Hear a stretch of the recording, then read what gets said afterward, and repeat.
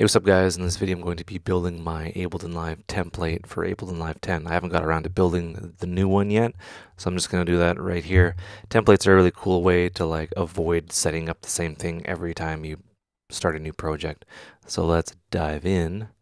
So this is Ableton on a personal computer. So this is what it'll look like. You'll have an audio track and a MIDI track and then two returns. So let's just, I'll just set these back to default. There's a reason why I do that. So let's just delete those with delete, and we're left with just audio. That's perfect. And what I want to do is I want to, at first, kind of bring this up to a BPM that I enjoy working at. So yeah, like 129 is a lucky number. This will go up, this will go down. This is just a good starting point.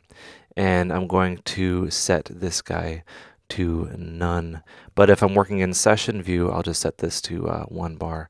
So everything kind of is synced up when I launch my clips, which I've been doing a lot lately. So let's start off by dropping a limiter. It's a new year, a new limiter. So I'm going to be dropping the L2 on my master, which is down here. Actually, no, it's not. Always verify where you're dropping things. So I'll just drop that there. It's on my master channel, and this is basically something so I don't clip and I don't do any nasty things. This will catch everything that I'm doing. I tend to work and have a lot of headroom. I don't want to be pushing this whilst I'm making music because then it's not accurate of what's actually going on. So yeah, the limiter on the master channel, in my opinion, is a must, the last in the chain.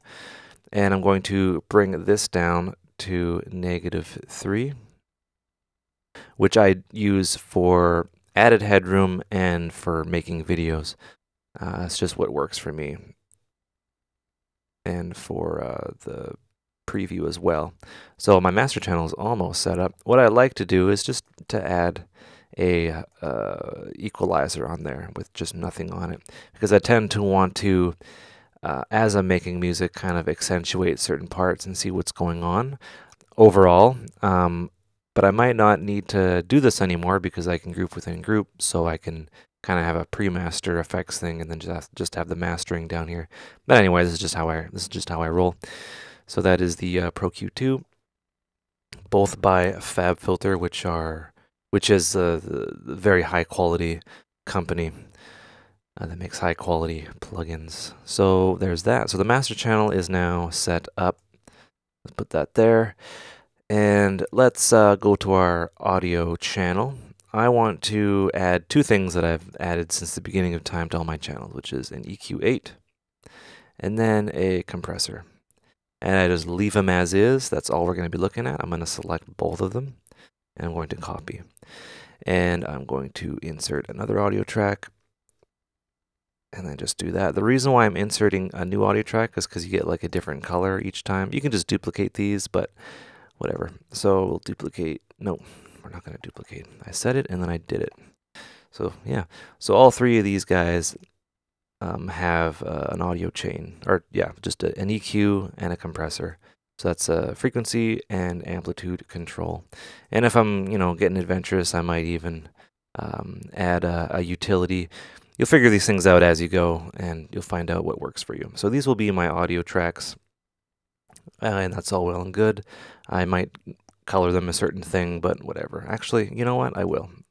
These will be the stomach color. Okay, so MIDI will be, yeah, that's actually a good color for MIDI. Same exact thing. Go down here, paste. Nope, I cut the utility, so I messed up.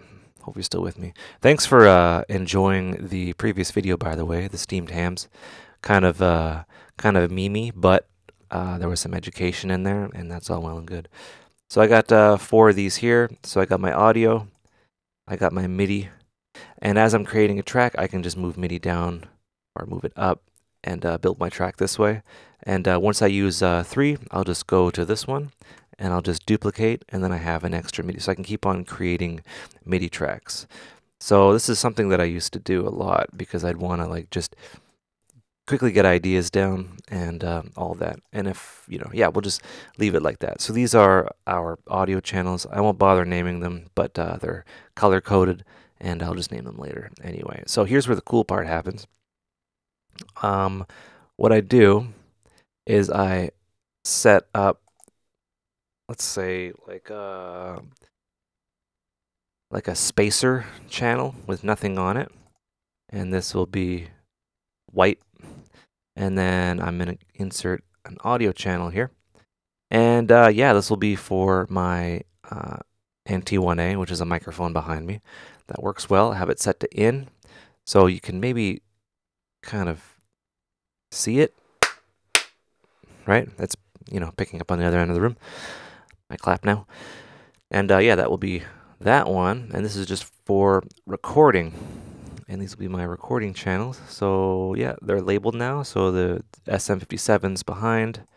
That's all well and good. I'm just duplicating voice live voice, and then I'll duplicate voice live guitar, and I got one more. It's right in front of me.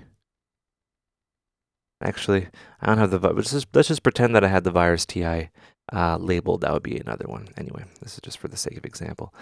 So these are my recording tracks. So this one would be NT1A, and it's good to name these because when you record, it'll tell you like what you recorded.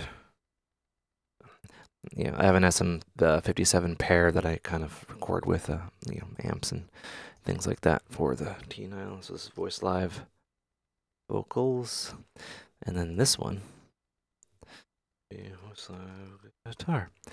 All right, so yeah, maybe from everyone's OCD, I should capitalize that guy. So there is my recording channels with a spacer here.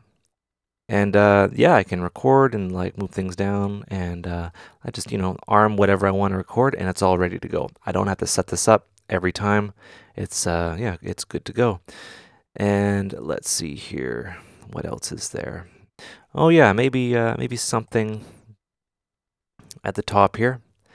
I'll just duplicate that, move that up there, right? Another spacer, and then this will be, I guess, if I want to send MIDI out through my Pro 40 to whatever the heck it's hooked up to behind me, it'll be sent out. Oh, it's actually hooked up to my MIDI timepiece by Motu, which kind of spreads things out. And this will be, yeah, my studio MIDI. I don't use like MIDI that often, but when I do, yeah, it's here. I'll just have it sent out, and then the wherever it comes from, let's say the external instrument, I'll just drag on, and I would probably have that name down the road if I was actually prepared for this video.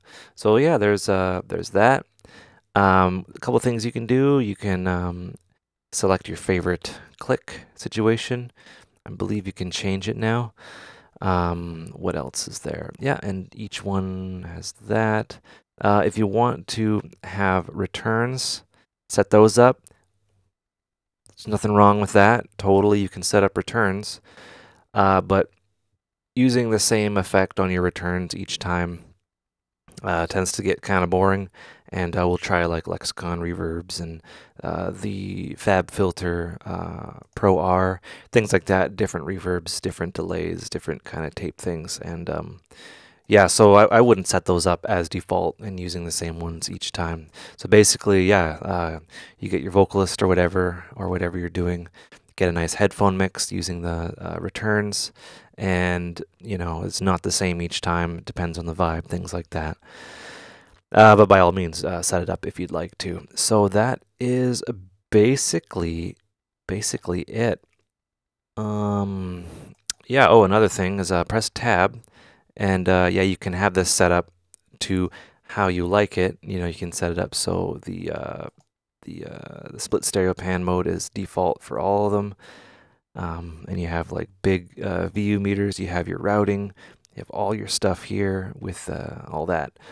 And yeah, let's see here. Yeah, that's basically it. That is the template that I would really dig using. And oh, also, yeah, I might want to group that. So this would be our recording group, and I can just collapse that and then just work down here. things like that. And yeah, hope you guys learned stuff. Check out the links in the description. Thanks so much for following. I'll twist to this camera now. Ooh, hi. Yeah, thanks for watching. Check the links in the description, and hope you learned stuff, and have a good one.